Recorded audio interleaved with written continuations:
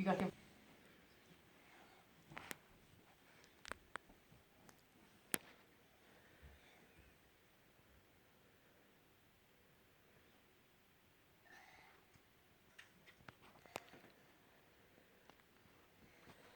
As soon as I read my assignment, I knew that who I'd be doing my presentation on, and that was my grandfather. He was the foundation and the rock from which our family built its values.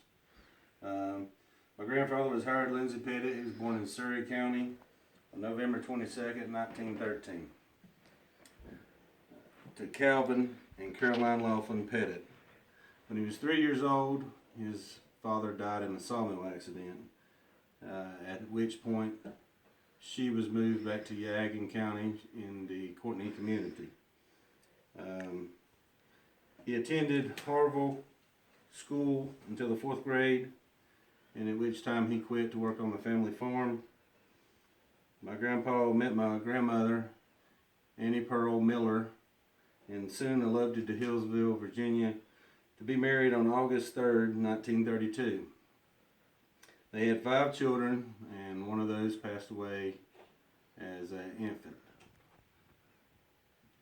Grandpa worked while in a basket shop for a while, nailing baskets. And but the pull to the farm always brought him back to always wanting to be a farmer. He bought the family farm in 1937 and raised tobacco and was a dairy farmer. To bring in extra money, he would always go help other farmers till their land.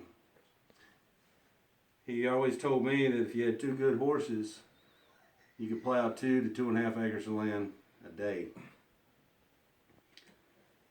This family farm remains in our family.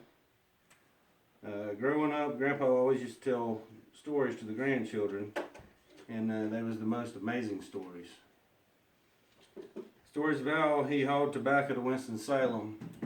A load of tobacco would take him all day to get there, but only a half a day to walk back because the load was a whole lot lighter. He also cut firewood for curing tobacco, for cooking at home, for also heating his church. He also told stories of waking up in the middle of the winter and would have snow on his covers. He and Grandma all enjoyed going to gospel singings. When everyone would come to visit him, Grandpa would always insist everybody come and sit down and eat. Grandpa was very respected in the community and was always willing to give a helping hand. Grandpa died on August 2nd, 2002. He and Grandma had been married for 68 years, and he is still missed to this day. In the evenings, he would always sit underneath the tree outside his front door. When I was 4, I can remember he kept me in the mornings because I didn't get into daycare, and I can still remember sitting there on his lap and eating his oatmeal with him. We had a family sawmill also when I was growing up, and we always would saw and sell lumber to make extra income. I can still remember his cooler that he had, and I would always have to pour him a cup of good cold water. And still to this day, that's the best water you've ever drunk. And I can also remember getting in trouble with my dad. And I always remember if I could make it to Grandpa, I had it made. That he would always tell my dad, he's okay. He's just a boy. I also remember on Saturday mornings, you could always find him sitting on the arm of the couch watching NWA wrestling.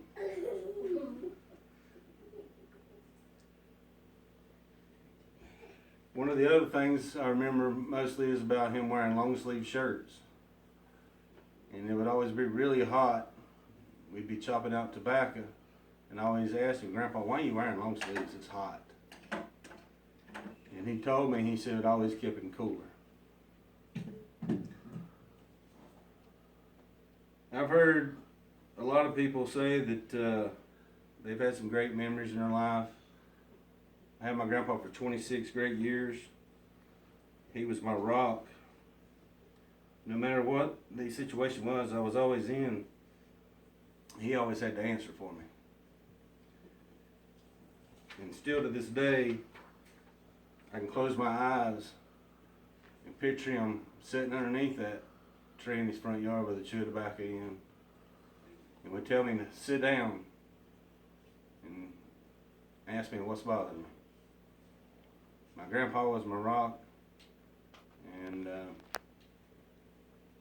I had him for 26 great years, and I miss him every day.